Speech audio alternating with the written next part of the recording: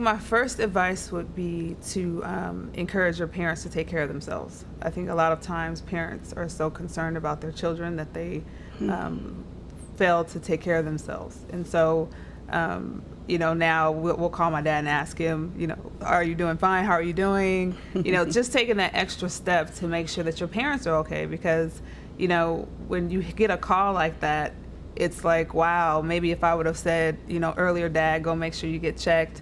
And so now I'm really like, all my guy friends are like, Kristina, can you please stop asking me? But I'm like, I want you to know that this is important and it's something that you should do. I ask my brothers all the time. My nephews know about it. They're younger, so they know when they get older. So I think just having the awareness and checking in on your family and especially your father who's less likely to go do it, but I think knowing the love that fathers have of their daughters, if you ask them, they will likely go do it. And then not even just ask them, go with them. Say, I'll go with you. I mean, of course you don't want to go in, but I mean, just taking that extra step and letting them know that that's important to you, to make sure that they're okay and that they're around to see you have children and experience the great things that'll happen in your life. So that's the advice I would give, is to take that extra step and make sure that your dad's okay.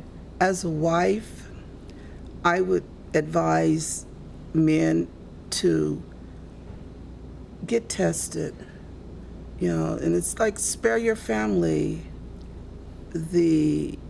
even though you're going through it, but spare your family because they're going through it as well. And there are so many things that you can't even talk. I mean, you can talk about it, but many people don't understand it. But it's just it's a journey. It's a journey, and it's so many things, like, with the different medications, the mood swings, it's almost like the male PMS. Sometimes, they shrink, the height shrink. It takes such a toll on the body. So if you could be early detection where you wouldn't have to go through, because the medication, it has some effects, and I would just prepare people to what you're going to experience, some of the things you will go through. Everyone doesn't have the same experience, and a lot of guys are healed physically but not mentally, and that's really big. It's just, so I would just encourage them, just get this done. And if you have a family history of prostate cancer, breast cancer, or any of the cancers, there's a probability that you could have prostate cancer. So just go and get tested and advocate for yourself, fight for yourself. Even if the doctors or someone say, oh, you don't need it, say, oh no, I have a family history.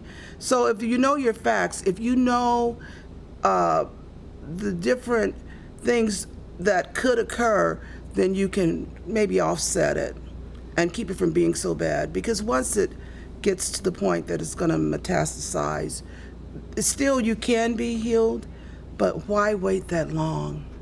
Why wait till it's to a point almost of no return?